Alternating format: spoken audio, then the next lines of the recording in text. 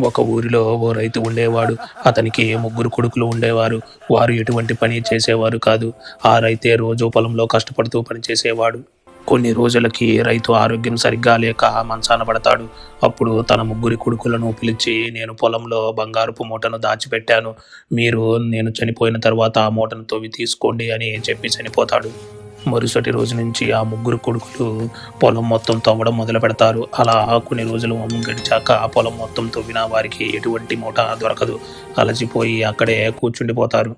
అటుగా వెళుతున్న ఒక ముసలాయన ఇదంతా చూసి, పొలం మొత్తం దున్నారు కదా, ఏవైనా విత్తనాలు నాటితే పంట పండుతుంది కదా అని సలహా ఇస్తాడు. ఆ ముగ్గురు మొక్కజొన్న విత్తనాలు తెచ్చి ఆ పొలంలో నాటుతారు. కొన్ని నెలలకి ఆ పంట బాగా పండిద్ది. దానిని వారు మార్కెట్లో అమ్మి ఎంతో డబ్బు సంపాదిస్తారు.